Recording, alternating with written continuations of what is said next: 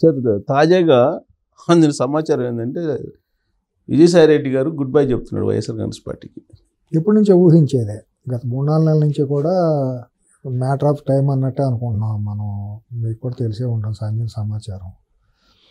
ఎందుకంటే వైసీపీ ఇంకా పార్టీ బతికే అవకాశాలు లేవనేది తనకి గట్టి నమ్మకం. తను కూడా తీవ్రమైన అవమానాలకు లోనయ్యాడు.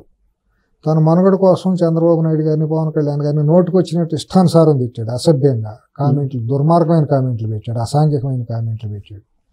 సభ్య సమాజం సిగ్గుతో తల ఉంచుకునేటట్టు ప్రవర్తించాడు. కరోనా టైం కానీ తర్వాత విచ్చలవిడిగా విశృంఖలంగా రెచ్చిపోయాడు. ఇప్పుడు తల ఎక్కడ పెట్టుకుంటాడో చూడాలి. కడుపుకానం తినేవాడు ఎవడో కూడా అట్ట సభ్యత సంస్కారం ఉన్నాడు, ఎవడో అట్ట మాట్లాడు. కనీసం పదవి కోసం, డబ్బు కోసం కూడా అంత కక్కుర్తి పడాల్సిన అవసరం లేదు. మొత్తం అసలు కర్త కర్మ క్రియ అంతా అతనే కదా. అక్కడ జరిగిన పాపానికి పాపాల బైరువుడు అంటారే, మొత్తం అతనే కదా. అట్టగా అవమానాలు పాలు కూడా అయ్యాడు అనేది మనం చాలాసార్లు విన్నాం. మ్యాన్ హ్యాండ్లింగ్ కూడా జరిగిందని కూడా అనుకుంటారు. సబ్జెక్టు కరెక్షన్, దేవుడికి ఎరక. మనం నేను అంటే హెలికాప్టర్ ఎక్కడానికి ఒకసారి రెడీ అయినప్పుడు వద్దని చెప్పి అది మాత్రం. తర్వాత అక్కడ మన విశాఖపట్నంలో కెమికల్ ఫ్యాక్టరీ బ్లాస్ట్ అయినప్పుడు వెళ్తున్నప్పుడు కూడా కారు ఎక్కనివ్వలేదు కదా. క్షతగాతులు పరామర్శకు వెళ్ళినప్పుడు కూడా ఎల్జీ పాలిమర్స్ అప్పుడు జరిగింది. తర్వాత చాలా అంతర్గత గొడవలు, వాళ్ళలోనే వాళ్ళ గ్రూపులు జరగటం జరిగింది. నేనైతే వాడు గట్టిగా చెప్పగలను, సిఎస్ గారు ఒక కుడిపోసం రెక్కలు తెగిపోయినట్టే వాడు వైసీపీకి పూర్తిగా ఇంకా అయిపోయినట్టు. జగన్మోహన్ రెడ్డి జైలుకి ఖాయమంటారా? అదే 100%.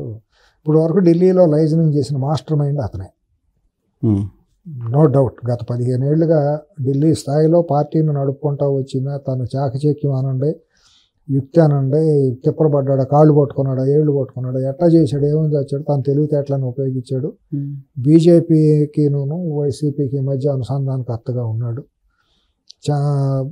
ఎందుకంటే ఉమ్మడి ఇది కదా, కామన్ ఇంట్రెస్ట్ కదా దాంట్లో. ఆ కేసుల్లో, ఈడీ వాటిలో కేసుల్లో ఏటూ కదా. కాబట్టి ఒకళ్ళకి అవసరం ఒకళ్ళకి ఉంది కాబట్టి వచ్చేసింది. ఇక అతను కూడా పతాక స్థాయికి వెళ్ళిపోయింది అవమానాలు అతనికి.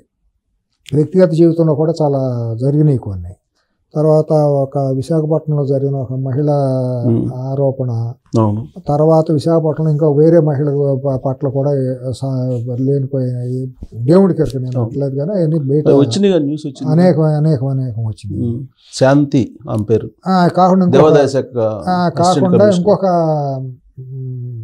మహిళా రత్నం కూడా ఉంది. కొన్ని ఈ పేరు చెప్పుకుని ఇష్టానుసారం అవాకులు చవాకులు పేరింది. పిల్లే వైజాగ్ మేయర్ బుల్లెట్ల మీద తిరుగుతూ అడావుడి చేసి ఇష్టానుసారం వచ్చిపోయింది. ఇవన్నీ ఉన్నాయి. సరే, ఇవన్నీ చిల్లర విషయాలైనా కూడా ఇవాళైతే మాత్రం తాడేపల్లి ప్యాలెస్లో నిద్రాహారాలు ఉండవు. సరే, ఇక్కడ నాకు ఒకటి, ఎందుకంటే ఈ కేసులన్నీ మీరు ఫస్ట్ నుంచి అబ్జర్వ్ చేస్తున్నాం.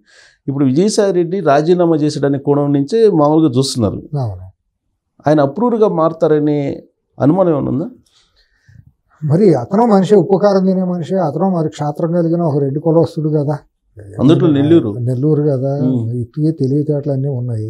అంటే నేనేమంటే క్షాత్రం పౌరుషం రెడ్లకు ఒక్కళ్ళకే ఇతరులకు లేదని కదా. ఈ మనిషి అనే వాళ్ళకి ఎవరికైనా కులాలతో సంబంధం లేకుండా ప్రతి ఒక్కరికి ఉంటుంది. ఏ కులస్తుడికైనా ఆత్మాభిమానం, ఆత్మగౌరవం అందరికీ ఉంటుందండి. నేనేమి ప్రత్యేకంగా ఒకళ్ళు ఎక్కువ ఒకళ్ళు తక్కువ అని అంటలేదు సుమా. మరి అతను చదువుకున్నాడు, చార్టెడ్ అకౌంటెంట్ చదువుకున్నాడు, 10 మందిలో తిరిగినాడు. మంచి కుటుంబం నుంచి వచ్చినాడే కదా, తప్పుదారి పెట్టాడు. కానీ ఇది కాదు ఇక అనుకుని ఒకసారి కనుక మరి మార్పు వస్తే చెప్పలేము. మ్యాటర్ ఆఫ్ ఫ్రాక్షన్ ఆఫ్ సెకండ్లో మారచ్చు. ఏముంది, నేను అప్రూవర్గా మారిపోతాను, తప్పు అయిపోయిందని అంటే. ఇప్పుడు చింతామణి నాటకంలో చూడండి, చివరికి అంతా చేసి నాకు కృష్ణుడు కల్లా కనిపించాడు, నేను మారిపోయానని కాషాయం కట్టుకుంటుంది. గుర్తుందా? ఇక్కడ చింతామణి డ్రామానే ఇప్పుడు కనపడుతుంది కళ్ళ ముందు. అదే ఇప్పుడు సుప్రీంకోర్టు విచారణ చేసి అర్జెంటుగా దీన్ని చేయమని బెంచ్ మార్చారు. 25వ తారీఖు రేపు హియరింగ్ వస్తుంది. 24 ఇవాళ అనుకుంటా. డేట్ కరెక్ట్ గా నాకు కూడా 24, 27.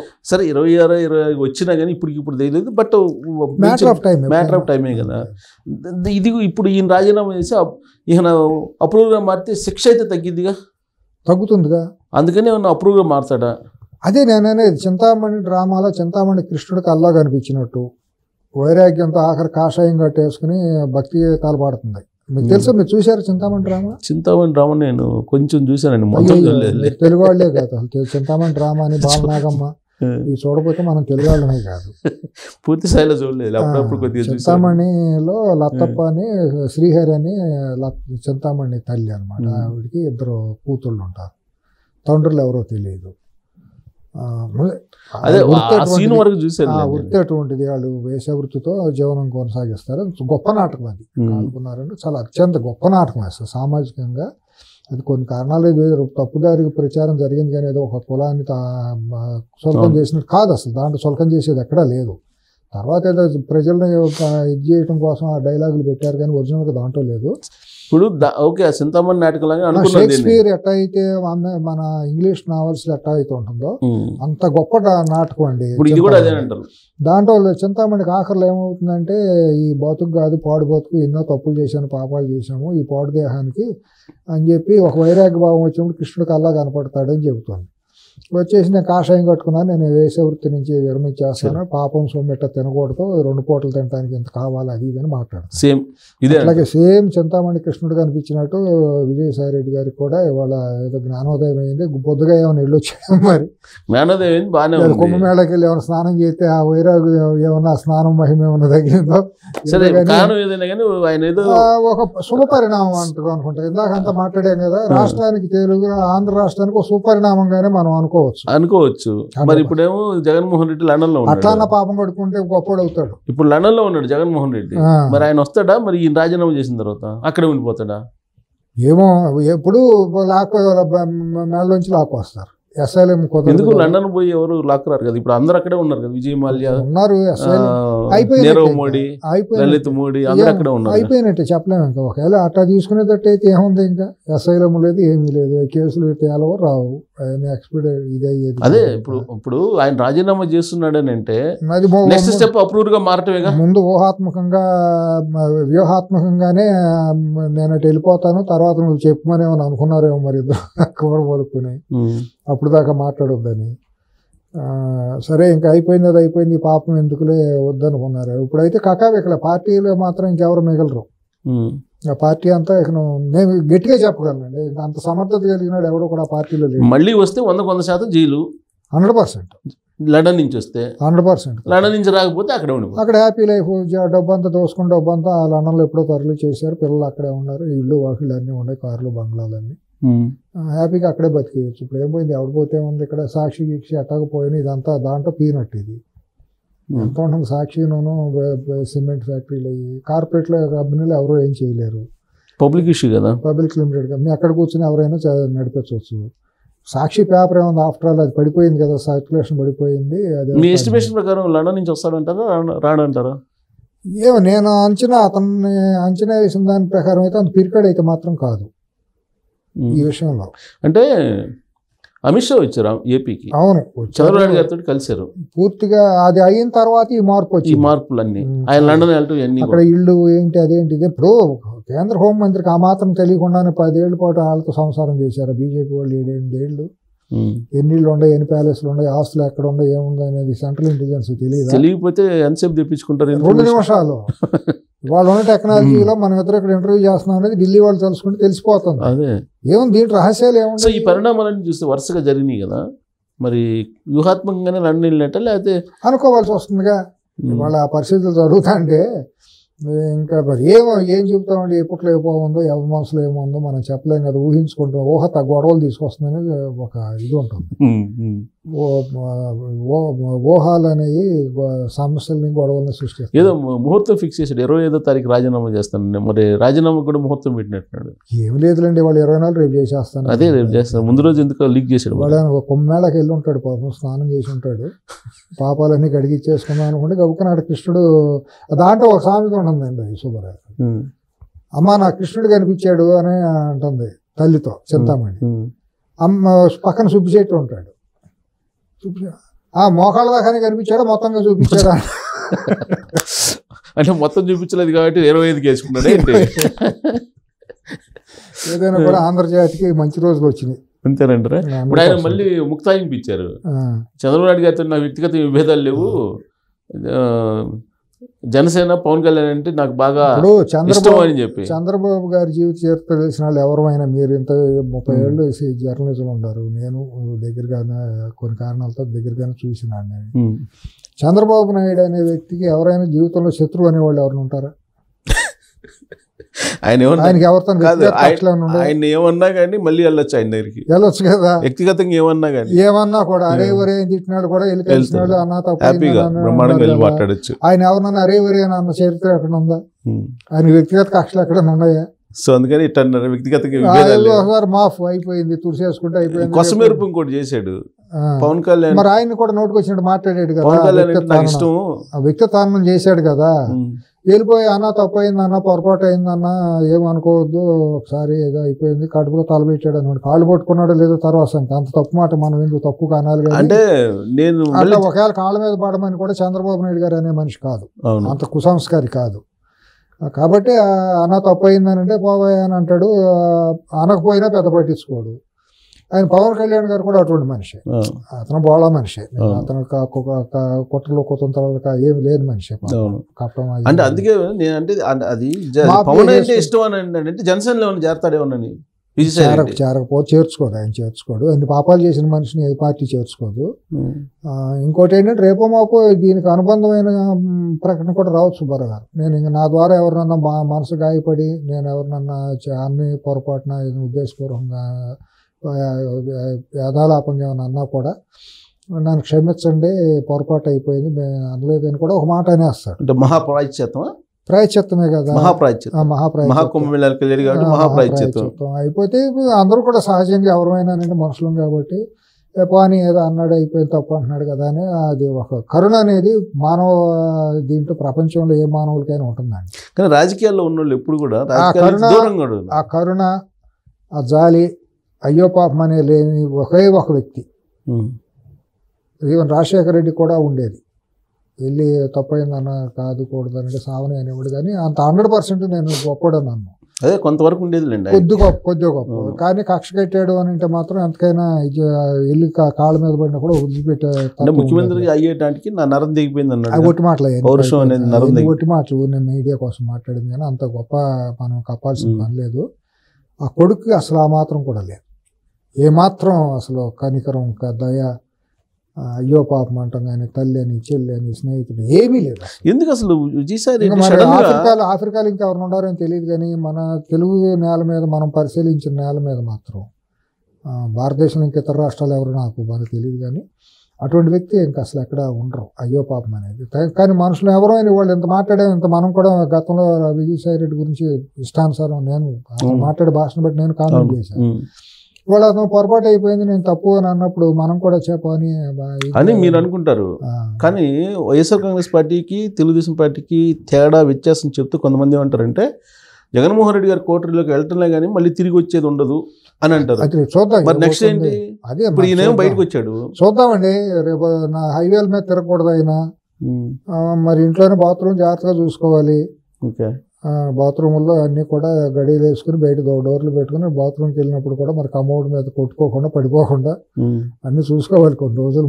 మరి ఆయన నేను వ్యవసాయం చేస్తాను నా రాజకీయాలు వద్దు అంటున్నాడు. అదే చూసుకోవాలి, అన్ని జాగ్రత్తగా పడతాడులేండి. ఆ మాత్రం వ్యవసాయం చేస్తే జాగ్రత్తగా ఉంటాడు అనుకుంటాడు ఏంటి ఆయన? ఏదో అంటాడు వ్యవసాయం ఏం చేస్తాడు, దానికి విత్తనం ఏంటో తెలియదు, మొక్క ఏంటో తెలియదు, ఏం చేస్తాడు విత్తనాలు మొక్కలు తెలియదు వ్యవసాయం. మరి అదేదో వ్యవసాయం అన్నాడు, మరి ఏ వ్యవసాయం? ఏదో అంటాడు ఊరిని చెప్పుకోవడం కోసం, ఉపశమనం తన ఉపశమనం పొందడం కోసం. బట్ నాకు ఉన్న సమాచారం ఏంటంటే అది మంచి కుటుంబం నుంచి వాళ్ళ తండ్రి వాళ్ళందరూ కూడా ఏదో పర్వాలేదు, అంతా మరీ ఇది కాదు, ఏదో వాళ్ళ తండ్రి దాని మీద కొన్ని ఆరోపణలు ఉన్నాయి. సో టోటల్గా ఈ ఎపిసోడ్ చూస్తే మళ్ళీ జగన్మోహన్ రెడ్డి జైలు ఖాయం అంటారు. ఏదో ప్రమాద గంటికి సిఎస్ గారు జైలు అనేది ఎప్పటికైనా తప్పదు. కాకపోతే ఏంటంటే భారతదేశంలో ఉన్న చట్టాలను అడ్డం పెట్టుకుని కోర్టులను అడ్డం పెట్టుకుని జరుగుతున్న అట్లాగే అధికారంలో బీజేపీ కూడా ఈ పాపంలో భాగస్వామ్యం సుబ్బారావు గారు, దాంట్లో కాదనేది లేదు, వాళ్ళకి తెలియకుండా జరగట్లేదు ఈ పాపం అంతా. కాబట్టి ఈ పాపంలో సగం కాదు 30% బీజేపీ బాధ్యత దాని వహించాలి. ప్రక్షాళన కార్యక్రమంలో భాగంగా రిజైన్ చేసుకోకపోతే మాత్రం భారత్ బీజేపీ వాళ్ళ ప్రమేయం లేకుండా రిజైన్ చేస్తుంటారంటారా? లేదు 100% వాళ్ళ పైన అమిత్ షా గారిని కలిసి వాళ్ళు బ్లెస్సింగ్స్ తీసుకుని, అదే ఎందుకంటే మీరు అనేది కమ్మోడ్లు రోడ్లు పక్క తిరగకుండా జాగ్రత్తగా ఉండాలి. మొన్న కేవీ రావుతో కూడా సెటిల్మెంట్ అయిపోయింది. అరబిందో కాకినాడ సీట్. అవునవును. తర్వాత విశాఖపట్నంలో తను ఆక్రమించుకున్న భూములు, దసపల్లా భూములు అవన్నీ కూడా ఇది సెటిల్ చేసుకున్నాడు అనే మాట వింటున్నాం. ఓకే. ఇవన్నీ కూడా ఎక్కడికక్కడ తెక్కొట్టి గత 4 రోజుల నుంచి కొన్ని సమాచారాలు అందుతున్నాయి. నాకొద్దు, నేను కేసులు పడలేని ఈ వయసులో ఇంకా నా వల్ల కాదు అనే స్థితికి వచ్చేసినట్టు ఉన్నాడు. ఎందుకంటే ఇంకా పార్టీ ఎట్టగా రాదు. ఇప్పుడు లోపల వేసారంటే 3-4 ఏళ్ళు బయటకు రాడు. ఎన్ని కేసులు తవ్వి బయటకు ఎత్తే వారసుడు పుట్టాడు కదా. అవునా? ఆయనే చెప్పాడు కదా, శాంతి భర్తే చెప్పాడు కదా ఆయన వారసుడు. మనం చెప్పడం కాదులేండి, అవన్నీ మనం మాట్లాడితే బాగాదు. కానీ ఇంకా అంటే ఆయనే చెప్పాడు కదా, మనం చెప్పడం కాదు. అవన్నీ మనం మాట్లాడితే మన స్థాయికి బాగాదు. మనం కూడా వైసీపీ వాళ్ళ స్థాయిలో ఉంటాము కాబట్టి మనం అంటే ఒక్కసారిగా ఇంత జ్ఞానోదయం అయిందంటే ఏదైనా కూడా ఒక రకంగా మంచిదే అనిపిస్తుంది. ఆంధ్ర రాష్ట్రానికి మంచిది. ఇటువంటి రాజకీయాల్లోని ప్రజా జీవితంలో ఉండకూడదు సుబ్బారావు గారు. చాలా దుర్మార్గం. మొత్తం మీద ఒక ప్రస్థానం ముగిసింది. ఒకసారి ప్రస్థానం లేదా ఊరినే కాసేపు పురిటినొప్పులు కాన్పుల టైంలో చీచి అనుకున్న తర్వాత మళ్ళీ ఇదైనట్టే మళ్ళీ తాత్కాలికమో తెలియదు. మరి అది ఇప్పుడు మరి వాళ్ళు ఆడే నాటకాలు వాళ్ళ వ్యవహారం గురించి ఏబి వెంకటేశ్వర గారు ఈ మధ్య మాట్లాడారు ఒక వేదిక మీద. తుచ్చుడు అన్నాడు. అవును, తప్పే ఉంది. అర్థం ఏంటి? తుచ్చుడు అనే మాటకి సంస్కృతం తెలుగు డిక్షనరీలో అర్థం చెప్పమనండి. తప్పే ఉందా అంటే బూత్ ఏమన్నానా? యాక్చువల్లీ ఆయన స్థానంలో ఇంకెవరన్నా మాట్లాడితే లకారంతోనే మొదలెట్టాలి. ఆయన సంస్కారవంతుడు, ఒక ఉపాధ్యాయులు, తల్లిదండ్రులు ఉపాధ్యాయులు కాబట్టి ఆ సంస్కారాన్ని పుణుకుపుచ్చుకుని వచ్చిన మనిషి, సభ్యత సంస్కారం ఉంది కాబట్టి ఆ మాట అన్నాడు. తెలుగు భాషలో పరిణతి, ఆయనకు పాండిత్యం ఉంది కాబట్టి. తుచ్చుడు అలుపుడు అనేది తప్పు పదవేం కాదు, బూత్ అసభ్యమైన బూత్ ఏం కాదు. కాదు కదా. మరి మీరందరూ ఇప్పుడు మొన్న కర్ణకఠోరమైన ఏడుపులు మొదలెట్టారు వైసీపీకి చెందిన వాళ్ళందరూ ఏబి వెంకటేశ్వర గారి మీద పడి. వాళ్ళందరూ మునమోపులనే అంట. నేను మునమోపు ఎదవలు వీళ్ళందరూ మునమోపు ఏడుపులు ఎడుపుతున్నారు. ఈ మునమోపులకి చంద్రబాబు నాయుడు గారిని గుడివాడ ఎమ్మెల్యే కొడాలి నాని ఏం మాటలు మాట్లాడాడు తెలీదా? వంశీ ఎన్ని భాషలు మాట్లాడాడు తెలీదా? అక్కడ కాకినాడలో అతను చంద్రశేఖర్ రెడ్డి ఏమన్నాడో తెలీదా? బోర్గడ్డ అనిల్ ఏం మాట్లాడాడు తెలీదా? అందరికీ విన్నాక ఇవన్నీను. ఏం చేశాడు? వీళ్ళందరూ మాట్లాడినప్పుడు ఈ మునమోపు వాళ్ళందరూ ఏం ఏడిచారు? వీళ్ళు నోట్ ఏం పెట్టుకున్నారు? వీళ్ళకి అంత బాధలు కలిగిపోతే మరి ఆ రోజు మాట్లాడతా ఎక్కడో న్యూజిలాండ్లోనే ఎక్కడో మాట్లాడతా మండదా అక్క, మండదా అవ్వ, మండదా చెల్లి, మండదా తాత అని అన్నాడు. దీర్ఘాలు తీశాడు కదా.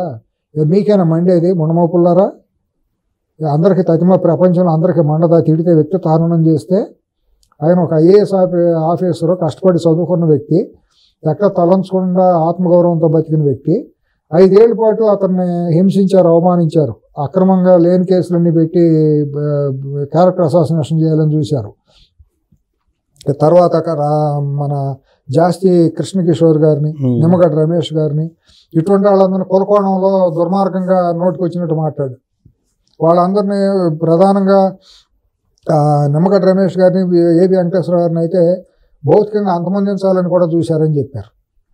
వీళ్ళు విజయవాడ, హైదరాబాద్, అప్పుడు కాపురాలు హైదరాబాద్లో ఉన్న టైంలో వాళ్ళు రాకపోకలప్పుడు ఏదన్నా కూడా చేయాలని కూడా ప్రయత్నం జరిగింది ఇసుక లారీలతోనని కూడా ఒక సమాచారం అప్పుడు ఉండేది. అటువంటి ప్రయత్నాలు కూడా జరుగుతున్నాయని. అంత దుర్మార్గంగా జరిగినప్పుడు, అంత హింసించినప్పుడు వాళ్ళు స్టేజ్ మీద మాట్లాడితే యాదృచ్ఛికంగా యథాలాపంగా అన్నారు. ఆయన ఉద్దేశపూర్వకంగా అలా ఉద్దేశపూర్వకంగా బాధపడ్డాడు. ఇప్పుడు నన్ను సస్పెండ్ చేశారు, ఎందుకు చేశారో తెలుసుకునే ప్రయత్నం చేశాను అన్నాడు. యాదృచ్ఛికంగా తుచ్చుడు అలుపుడు వచ్చాడు, నాటిన మొక్క అన్నాడు. ఆ భాష నేను మొత్తం మాట్లాడిన స్పీచ్ అంతా విన్న తర్వాత దాంట్లో ఒక అసభ్యమైన పదజాలం ఏమీ లేదు, అసాంఘికమైన పదజాలం బూత్ ఏమీ లేదు. దీని వీళ్ళు ఏదో అనేసి గౌరవం లేదు, గౌరవించలేదంటే మొన్నమోపుల్లారా మీరు మరి చంద్రబాబు గారిని గౌరవించారా?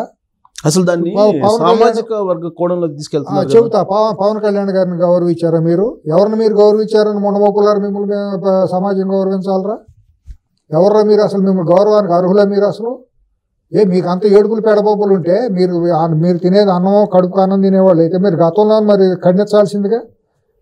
తప్పు మాట్లాడమాకండి, ఇట్లా మాట్లాడొద్దని టీవీ డిబేటుల్లో కొంతమంది ఎమ్మెల్యేలు, ఆ విజయవాడ ఎమ్మెల్యే ఒకడు విష్ణు అనేవాడు లైవ్లో పొన్సుమర్తి అనురాధ గారిని ఎన్ని మాటలు మాట్లాడేవాడు, ఒక మహిళని ఆడపిల్లని పట్టుకుని. హోంమంత్రి అనిత గారిని ఎన్ని మాటలు మాట్లాడారు సోషల్ మీడియాలో. నిన్నగాక మొన్న సొంత శర్మల గారి గురించి నోట్లు మాట్లాడారు కదా.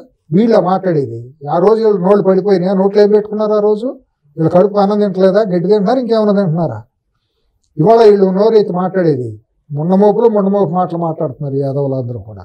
దాన్ని మళ్ళా ఇప్పుడు వాళ్ళ సొంత మీడియా లేదంటే సోషల్ మీడియాలో ఏబీ వెంకటేశ్వరరావు గారిని కులకోణంలో నుంచి తీసుకెళ్లారు. రెడ్డి సామాజిక వర్గాన్ని ఆయన ఏదో కించబడి అసలు ఎట్లా అన్నారండి, రెడ్డి సామాజిక వర్గాన్ని ఆయనకి ఆత్మీయులు అందరూ కూడా నాకు ఉన్నారు ఆత్మీయులు.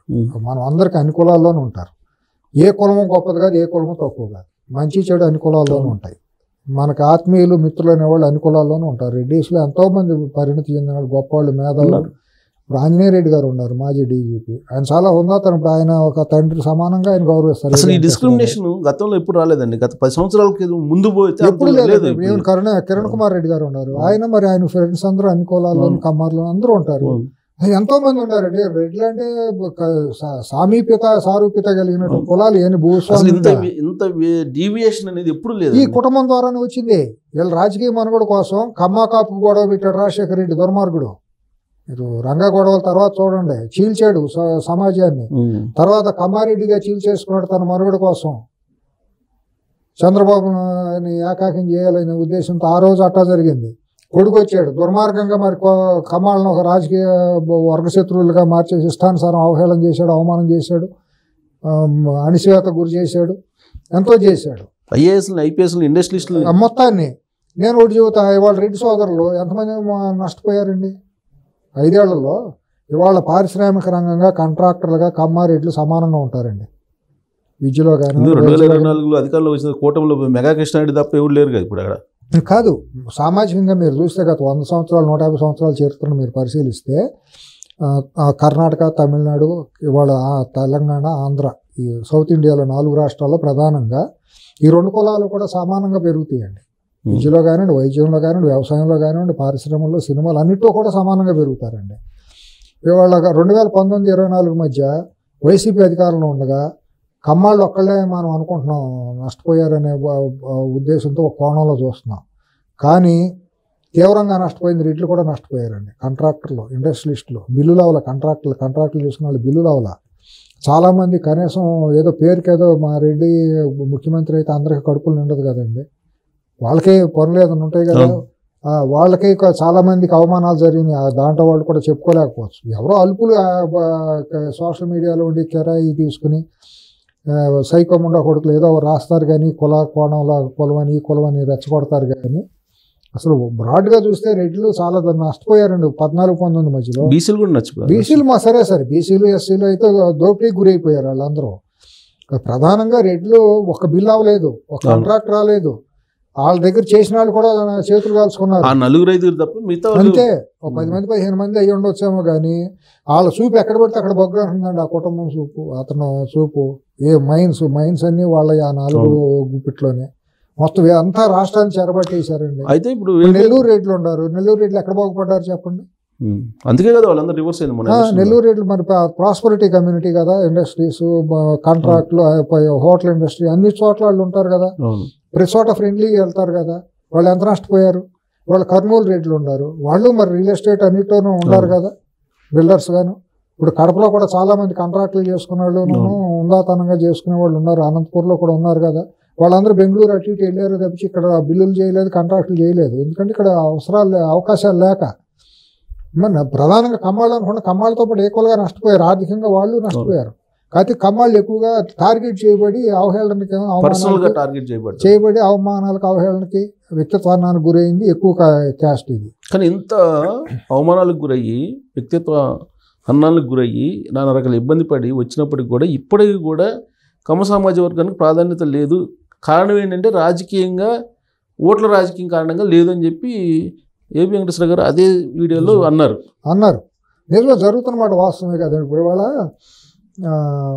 కమ్మ వాళ్ళు పలు రకాలుగా వాళ్ళకి తెలుగుదేశం పార్టీ వచ్చిన దగ్గర నుంచి కూడా పలు రకాలుగా అవమానాలకి లేకపోతే దీనికి నిరాధారణకి గురవుతున్నమాట వాస్తవం. బయట పైన ఏదో చంద్రబాబు గారు ఎన్టీ రామారావు గారిని చూసి కమ్మాళ్ళు అందరూ దోసుకుంటున్నారు లేకపోతే ముఖ్యమంత్రి అనేది ఒక భ్రమలో ఉన్నారు. కానీ ఇవాళ కమ్మ అయినా రెడ్డి అయినానండి ఇంకే కులమైనా కూడా కష్టపడి ఏ కులమైనా సరే దళితులు కానివ్వండి బీసీలు ఎవరైనా సరే మన తెలివితేటలో మన కష్టం ఉంటే మనం పైకి వస్తాం తప్పించి మన చదువు మనం చేసే పనులు ఆ సమయానుకూలంగా వచ్చిన అవకాశాలను సద్వినియోగం చేసుకునేటటువంటి పైకి వస్తారు. కానీ ఏ ఒక్క కులంలో పుట్టినంత మాత్రం ఎవడో పిలిచి పేటేసి మనకి ఇస్త్ర పెట్టి భోజనం పెట్టడం. కమ్మాడికి తెలుగుదేశం పెట్టదు, కాంగ్రెస్కి రెడ్లకు కాంగ్రెస్ పెట్టదు. అట్లా ప్రధానం ఏమైపోయిందంటే తెలుగుదేశం వచ్చిన తర్వాత దురదృష్టం చేత కమ్మాళ్ళు టార్గెట్ కాబడ్డారు రాజకీయంగా. చేయబడి వీళ్ళు చేయరు అమ్మ పెట్ట అడుగుతున్నట్టు అయిపోయింది కమ్మాళ్ళ పరిస్థితి. సానుభూతికి ఉన్నటువంటి పార్టీలు కూడా చేయట్లేదు అనేది ఆయన వీడియోలో అమ్మ పెట్ట అడుగుతున్నది అన్నట్టు అయిపోయింది పరిస్థితి. ఎవరికి చెప్పుకోలేని పరిస్థితి. ఆ పరిస్థితుల నుంచి గత 5 ఏళ్ళు అనిశ్చితకు గురయ్యారు. చంద్రబాబు గారు వచ్చేప్పుడు పార్టీల్లో అందరికి సమానంగా ఉండాలి అని చెప్పి ప్రధానంగా తెలుగుదేశం పార్టీ మొదటి నుంచి బీసీ ఇది చేసుకుంటూ వచ్చింది. రామారావు గారు ముఖ్యమంత్రిగా ఉన్నప్పుడు తెలుగుదేశం పార్టీ పురుడు పోసినప్పుడు కూడా మీరు ఆలోచిస్తే తెలుగుదేశం పార్టీ వెన్నెముక కాపులను బీసీలు అన్ని వర్గాలు వచ్చినాయి. కమ్మాళ్ళు అప్పుడు అసలు క్యాస్ట్ డీవియేషన్ లేదు కదా. రెడ్డిస్ రాయలసీమకు చెందిన తెలంగాణలో రెడ్లు కూడా తెలుగుదేశం పార్టీలో వచ్చి ఇచ్చేశారు. తర్వాత 94, 89లో రామారావు గారు ఓడిపోయి 94 మధ్యలో అప్పుడు కూడా ఈ కులకోణంలో ఎక్కడ కూడా కొలచిచ్చులు ఎక్కడ లేవండి. రాజశేఖర రెడ్డితోనే మొదలైంది ఇదంతా కూడా కుట్రలో కుతంత్రాలు. ఎప్పుడైతే విజయభాస్కర్ రెడ్డి గారి తరం అయిపోయిందో అప్పుడు ఇతను చేతుల్లోకి వచ్చిన తర్వాత ఈ విషబీజాలు విజయభాస్కర్ రెడ్డి గారు ఉన్నప్పుడు లేదు, ఆయన జనార్దన్ రెడ్డి ఉన్నప్పుడు లేదు, తర్వాత అక్కడ చెన్నారెడ్డి గారు ఉన్నప్పుడు లేదు. నేదురుమల జనార్దన్ రెడ్డి గారు అందరితోనూ ఉండే మనిషి, చాలా ఫ్రెండ్లీగా ఉండే మనిషి. విజయభాస్కర్ రెడ్డి గారు అసలు లేదండి. విజయభాస్కర్ రెడ్డి గారు మనిషి ఆజానుభావుడు, మచ్చలేని వ్యక్తి. ఆయన అక్కడ రాయలసీమలో ఫ్యాక్షన్ లో ఉన్నా కూడా ఆయన ఫ్యాక్షనిస్ట్ లో ఆయన వర్గం ఉంటే ఆ వర్గాన్ని ఇది చేసేవారు. కానీ ఇతర కులస్తులను ఎక్కడ కూడా అవమానించడం కానీ ఎప్పుడు లేదు. ఇప్పుడు ఈవెన్ నీల సంజయ్ రెడ్డి గారు ఉన్నప్పుడు కూడా ఆయన ఎన్ని రాజకీయాలు కుట్ర రాజకీయాలు చేసినా కూడా ఆయనకి మరి ఆత్మీయులందరూ కూడా కోస్తా జిల్లాలో అన్నింటిలో కమ్మాళ్ళతో చాలా అన్నా బావ అనుకుంటా బంధాలు ఉండేవి. కాసు బ్రహ్మానంద రెడ్డి గారు ఎప్పుడు లేదు. ఇవాళ కూడా విలేజ్ లో బాగానే ఉంటారండి, అందరూ బాగుంటారు. వీళ్ళు కావాలని పొలిటికల్ కావాలని ఇప్పుడు మంది చేసేదండి. ఇవాళ మీరు గోదావరి జిల్లాలకు వెళ్తే సిఎస్ గారు అసలు కమ్మ కాపు గొడవ అనేది తెలియదు. అసలు అంతా ఒకే చోట ఉంటారు కానీ భేదాలు ఉండవు, ఏముండవండి. కళ్ళ ముందు అందరూ హ్యాపీగా ఉంటారు. ఇవాళ హైదరాబాద్లో వ్యాపారం కమ్మారెడ్లు కలిసి చేసుకుంటలేదు. బిల్డర్లు, ఇండస్ట్రీస్లో ఎంతమంది ఫ్రెండ్లీగా ఉంటారు. సాయంత్రం కూర్చొని అన్న బావ అన్న అక్క అనుకుంటే ఎంతమంది లేరు. ఏదో నేలబారుగాళ్ళు మాట్లాడేదాన్ని ఆ భాషని లేకపోతే దాన్ని మొత్తం కులాలన్నిటికీ అంటగట్టడం ఇప్పుడు దురదృష్టం. ఏవి వెంకటేశ్వర గారు చెప్పినటువంటి మాటకి ఏమైనా న్యాయం జరిగింది సమీప భవిష్యత్తులో? కనీసం సింపతి ఉన్న సామాజిక వర్గం పట్ల సింపతి ఉన్న వాళ్ళు అయినా న్యాయం చేస్తారా? ఇప్పుడు ఒకటి కోరుకుంటంలో తప్పు లేదండి. కమ్మ సామాజిక వర్గం వాళ్ళు కోరుకుంటున్న దాంట్లో కూడా హేతుబద్ధత ఉందండి. వాళ్ళు ఒకటే అడుగుతున్నారు, మా కమ్మాళ్ళ పోస్టులు ఏమని ఎవడ అడగట్లా. మీరు సాక్షిలోనూ ఇట్లా ఇష్టానుసారం పెట్టుకుని ఏదో నేను సామాజిక న్యాయం రెడ్లుగా అందరికీ న్యాయం చేస్తున్నాను కాబట్టి అనే భ్రమను కల్పించే విధంగా తన సొంత ఏజెంట్లకి తన కిరాయి బ్యాచ్ మొత్తాన్ని తీసుకెళ్ళి అక్కడ పెట్టుకుని అడ్వైజర్ పోస్టులు అన్ని ఇచ్చేసుకుని రెడ్లు మొత్తానికి నేను చేస్తానని భ్రమ కల్పించాడు. వాళ్ళందరూ రెడ్డిలో విలువ లేని వాళ్ళు, రెడ్డి సమాజం విలువ కలిగిన వాళ్ళు, ఆత్మగౌరవం కలిగిన వాళ్ళు ఎవరు అక్కడికి వెళ్ళలేదు. 5 ఏళ్ల పాటు వెళ్ళలేదు. అట్లాగే మీరు తెలంగాణలో కూడా చూడండి, 10 ఏళ్ల పాటు వెలమలందరూ వచ్చేసి ప్రగతి భవన్ దగ్గర ఎవరు రాలేదండి. 90% వెలమలు గ్రామాల్లోనే ఉండారు. వాళ్ళు ఆత్మగౌరవంతో చాలా అవమానాలకు ఇబ్బందులు గురయ్యారు. అందరూ వెలమలు మొత్తం ఇదైపోయినట్టు ఇక్కడ కాదు, రెడ్లు అందరూ అయిపోయినట్టు కాదు, కమ్మలందరూ అయినట్టు కాదండి. ఆ రకంగా నిరాదరణకి గురయ్యే పరిస్థితుల్లో వీళ్ళు ఏం కోరుకుంటున్నారంటే కమ్మ వాళ్ళందరూ వాళ్ళ 5 ఏళ్ల పాటు అవమానాలకు గురయ్యాం మేము. ఇష్టానుసారం ఎవరు పడితే వాళ్ళు మాట్లాడారు, మా మీద దాడులు జరిగినాయి, ఇవన్నీ జరిగినాయి. ఆ ద్రోహుల్ని దొంగలని మీరు చట్ట ప్రకారం శిక్షించండి. వాళ్ళు బెయిల్ తీసుకుని యాంటిసిపేటరీ బెయిల్ తీసుకుని వస్తున్నారు. నిన్న మొన్న చంద్రబాబు నాయుడు గారి ఇంటి మీద దాడి చేసి ఇష్టానుసారం మాట్లాడిన జోగి రమేష్ లాంటాడు. ఇటువంటి వాళ్ళందరూ ఒక మంత్రి పక్కనను ఒక ఇంపార్టెంట్ క్రమశిక్షణ సంఘం చైర్మన్ పక్కన కూర్చుని ఊరేగింపులో పార్టిసిపేట్ చేయటం సిగ్గుచేటు కదా పార్టీ కార్యకర్తలకి. ఇప్పుడు తెలుగుదేశంలో అందరికి అవమానమే కదా.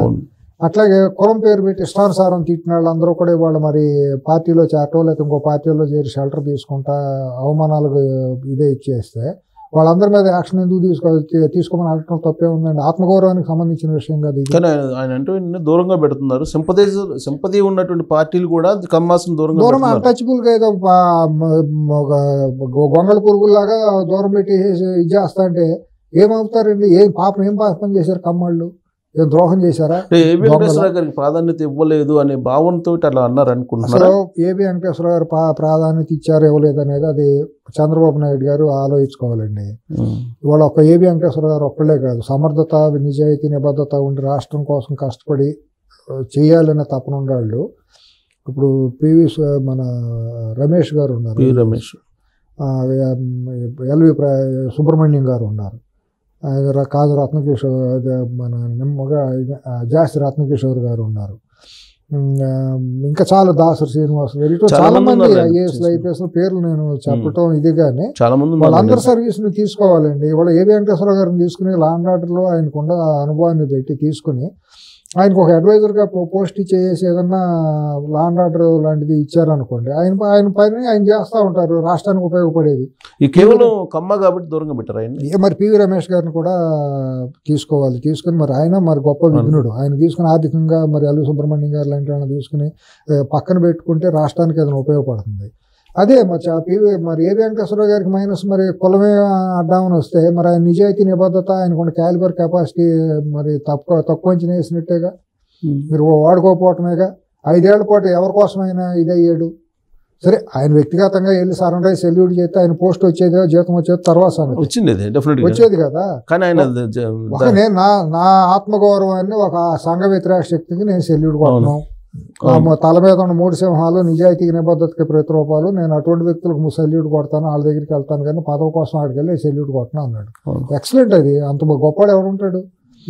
మరి అందరూ ఆ ధైర్యం చేయలేరు కదా. ఇప్పుడు కొంతమంది ఇప్పుడు ఎల్వి సుబ్రహ్మణ్యం గారు అట్లా చేయాలని చేయలేరు. చాలా మంది సరెండర్ చేశారు, ప్రాణభీతి, రకరకాల భయాలు ఇవన్నీ ఉంటాయి. కాబట్టి అదే సామాజిక కోణంలో కూడా మనం ఎక్కడ తట్టుకుంటాం, వాళ్ళతో ఫైట్ చేయాలంటే కష్టం అనేది అందరూ చేయలేరండి. సామాన్యం చెప్పాడు నన్ను చంపేస్తారు చంద్రబాబు గారు చెప్పారు, డిస్గైజ్ చేసుకుని వేరే మారు వేషంలో వచ్చారు అని చెప్పారు. వాళ్ళు ఆయన చేసిన పోరాటం సాహసోపేతమైన పోరాటం మరి ఎవరు చేయలేరు. అందుకనే ఆయనకు అంత విలువ, గౌరవం పెరిగింది. ఇప్పుడు మరి తుచ్చుడు అన్నందుకు ఆయన మీద సోషల్ మీడియాలో అటాక్ చేస్తున్నా కానీ కనీసం దాన్ని కూడా సపోర్ట్ చేయట్లేదుగా. వాళ్ళు ఎవడో చేసేది ఏముందంటే ఆయన ఆత్మగౌరవం ఆయన పొందనిండుగా వాళ్ళు చేస్తారని ఆయన మాట్లాడలేదు కదా. ఆయన ఫైటర్, ఆయన రియల్ ఫైటరు. 5 ఏళ్ళు ఎవరన్నా సపోర్ట్ చేశారు, ఆయన ఒంటరిగా ఫైట్ చేశాడు. మోరల్గా మనలాంటి వాళ్ళు అందరం నిలబడ్డాం, అది వేరే సంగతి. మోరల్గా చేశాం కానీ మనం ఉన్నామని ఆయన ఫైట్ చేయలేదు. మనం ఉన్నాను, ఆయన ఫైట్ చేస్తున్నారు కాబట్టి మనం కూడా చేసాము. ఎవరు చేయగలడు? ఇప్పుడు దేశంలో మనకి ఎంత వయసు వచ్చింది చూసాం. విశేష్ గారు స్వాతంత్రం వచ్చిన తర్వాత ఎంతమంది ఐఏఎస్లు, ఐపీఎస్లు మనం గుర్తుపెట్టుకుంటాం. ఒక వ్యాస్ని, కేజీ శంకర్ గారు, ఐఏఎస్ శంకర్ గారు. ఇప్పుడు ఇట్లాగే మన అతి కొద్ది మందిని మనం ఐపీఎస్ పెట్టుకుంటాం. ఈ మొత్తం 2019 24 ఎపిసోడ్లో ఇద్దరు గుర్తు పెట్టుకోవచ్చు. అవును, ఒకరు రఘురామకృష్ణరాజు గారు, ఏబి వెంకటేశ్వర అయినా ఢిల్లీ నడివీధిలో సుప్రీంకోర్టు దగ్గర నిలబడి నేను లోకల్ మీ అంత చూస్తానని చెప్పిన మనిషి. అదే రఘురామకృష్ణరాజు గారు సాకిరేవి పెట్టి ఉతికాడు. రోజు పొద్దున సాయంత్రం నిలబడితే వంగుంటే కొట్టి వదిలిపెట్టాడు. మరి వాళ్ళిద్దరు ఫైట్ మనం ఉన్నామని కాదుగా. వాళ్ళ వ్యక్తిత్వం, వాళ్ళ కెపాసిటీ, క్యాలిబర్ ఉంది, ఆత్మగౌరవం ఉంది కాబట్టి తలంచకూడదు అనుకున్నారు. రాక్షసులకు ఎదురుగా పోరాడారు, వాళ్ళు గెలిచారు. అది మన గర్వకారణమే తప్పించి వీళ్ళు పదవుల కోసం వాళ్ళు ఏం చేయలే. పదవులు ఇవ్వటం అనేది గౌరవించడం. అటువంటి నాయకుల్ని, అటువంటి లీడర్లని, అటువంటి వీరుల్ని గౌరవించాల్సిన బాధ్యత ప్రభుత్వాలకు ఉంటుంది. అది మనం ఇవ్వాలి అని డిమాండ్ చేయడానికి లేదు. అది కామన్ సెన్స్. ఇస్తే ప్రభుత్వానికి గౌరవం అంతవరకే తప్పించి ఇవ్వాలి, ఇచ్చి తీరాలని డిమాండ్ చేయటం సహేతుకం కాదు. అది వాళ్ళని అగౌరవపరిచినట్టు ఉంటుంది. వాళ్ళు చేసిన పోరాటానికి అవమానం అవుతుంది. ఇవ్వటం అనేదే ధర్మం. అది ఇవ్వటమా లేకపోవటం అనేది వాళ్ళ ఇంగిత జ్ఞానానికి వదిలిపెడతాం. రైట్ అండి, థ్యాంక్ యూ.